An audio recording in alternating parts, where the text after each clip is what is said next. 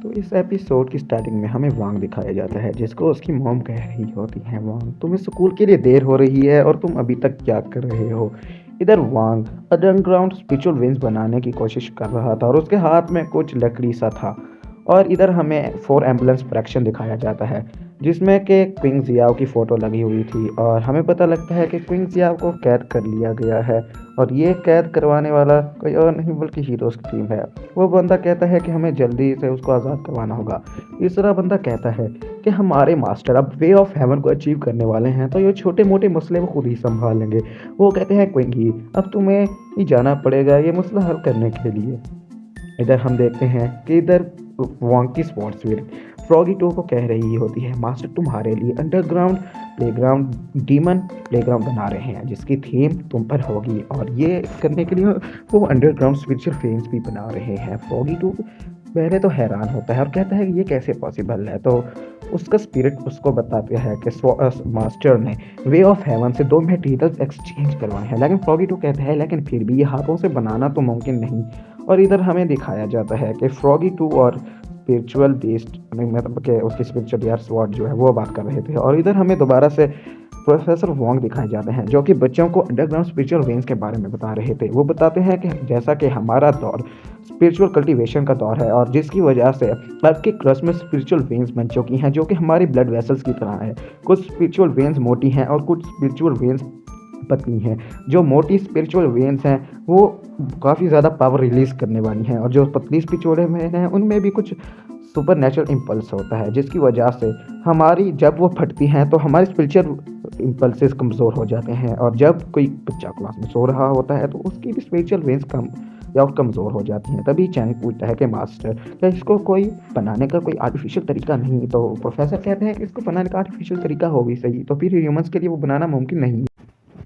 तो प्रोफेसर वांग फिर कहते हैं कि आज की क्लास यहीं पर ख़त्म होती है। और इधर हमें दिखाया जाता है कि प्रोफेसर वांग जब खिड़की के बाहर देखते हैं तो वहाँ पर बर्फ़ गिर रही थी। और इधर स्वॉर्ड स्पिरिट भी आकर वांग से कहती है कि मास्टर यहाँ पर तो बर्फ़ गिर रही है। और प्रोफेसर भी ये सोचकर हैरान थे कि जून के महीने में बर्फ़ कैसे गिरने लगी। इधर प्रोफेसर वांग उस बूढ़े आदमी के पास जो कि स्वॉर्ड सेंट है उसके पास आए हुए थे और वो उसको कहते हैं, स्वॉर्ड सेंट आप यहाँ पर क्यों रुके हुए हैं और आपने मुझे बुलाया क्योंकि आप अपना वारिस ढूंढ रहे हैं। और अगर इतना ज़्यादा बर्फ़ पड़ रही है तो इससे तो हमारे अंडरग्राउंड स्पिरिचुअल वेन को काफ़ी ज़्यादा नुकसान होगा और उससे बच्चों की जान भी खतरे में आ जाएगी। तो स्वॉर्डसेंट कहते हैं कि तुम टेंशन मत लो, ये सब मैं संभाल लूँगा। तो इधर वो कहते हैं कि उम्मीद है आपको जल्दी आपका वारिस मिल जाए और उम्मीद है कि बच्चों को कोई ज़्यादा नुकसान भी ना है और आपको मैं यहाँ की ड्यूटी देकर जा रहा हूँ। तो ये कहने के बाद वो वहाँ से जाने लगते हैं। और इधर हमें वहाँ को दिखाया जाता है जो कि बाहर आया हुआ होता है। उसकी स्पॉट्सविट कहती है, मास्टर यहाँ पर कुछ तो अलग बात है, यहाँ पर आखिर इतना ज़्यादा बर्फ़ कैसे गिर रही है और स्पिरिचुअल प्लेग्राउंड और जो हमारी अंडरग्राउंड वेन है उसको काफ़ी ज़्यादा नुकसान होगा। इधर चैंग और ड्राउ आकर वांग के ऊपर स्नोबॉल बॉल से अटैक कर देते हैं लेकिन वांग बड़ी आसानी से उनको डॉज कर रहा था। तो उसकी स्पॉट स्पिरिट कहती है कि मास्टर ज़रा ध्यान से, क्योंकि मुझे लगता है कि हमें कोई देख रहा है और अगर आप सारे बॉल डॉज करोगे तो उसको शक हो जाएगा, इसलिए वांग आकर कुछ बॉल सह लेता है। और इधर वांग और लिन सुनरोंग और लिन भी आ जाते हैं और ये दोनों की आकर बॉल में खेलने लगते हैं।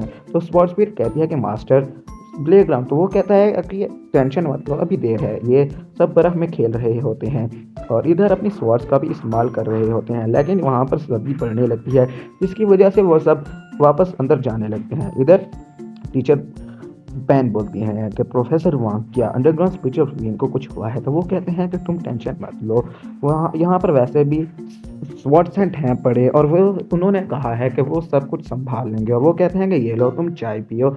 उस स्पिरिचुअल वेन की प्रोफेसर वांग प्रोफेसर पान को चाय ऑफर करते हैं। प्रोफेसर पान कहते हैं कि तुम्हें क्या लगता है कि वहाँ उनका वारिस कौन होगा। तो प्रोफेसर वांग कहते हैं कि मुझे लगता है वो गलत फ्रैक्शन में आ सकते हैं।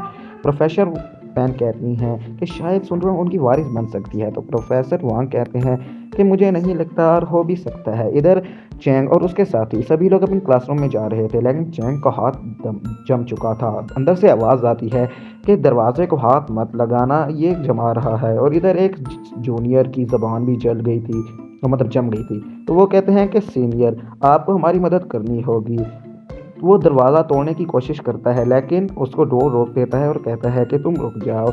इधर सुनो उसे कहती है कि मॉनिटर आपको इमॉर्टल आर्ट से हैरानी होगी, और क्या आपको फायर आर्ट यूज इस्तेमाल करना आती है? तभी चैंग काफी जोश में आ जाता है और लंबी चौड़ी स्पीच देने के बाद उसके हाथ से सिर्फ एक चिंगारी नुमा ही आग निकलती है। ये सब देखकर तो सुनरो कहती है कि मोनिका, मुझे लगता है तुमने आर्ट को गलत परफॉर्म किया। तो तभी वो कहता है कि मुझे नहीं लगता कि आर्ट का कुछ इससे लेना देना है। ये सुनने के बाद तो चंग वहाँ से रोन कर जाने लगता है, और इधर डुओ भी अपनी आग निकलता है, लेकिन वो भी सिर्फ एक चिंगारी की तरह ही थी।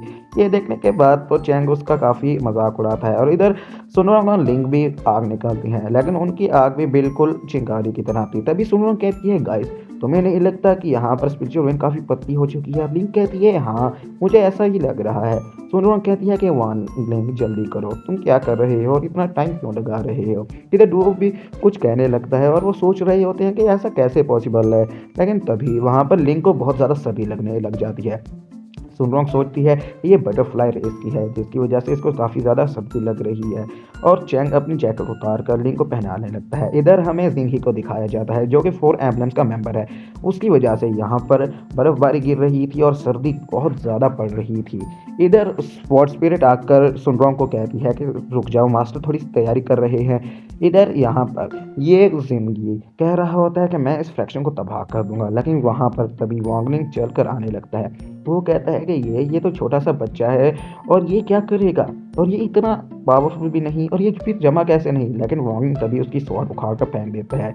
ये उसके बाद वांगलिंग उसको खड़े खड़े ही हवा में उठा देता है, जिसकी वजह से वहाँ से उठ जाता है, और वांगलिंग अपनी स्वॉर्ड की मदद से उस जगह को वापस नॉर्मल कर देता है, जिसकी वजह से वहाँ पर लिंग को भी होश आ जाता है, और सारा सुकून भी नॉर्मल हो जाता है, और वहाँ पर सारी सर्दी के माहौल निकल जाते हैं। इधर स्वॉर्डसेट कह रहे होते हैं ये किसने किया, और उनको अभी तक मालूम नहीं हुआ, ये हमारा वांग कर रहा है।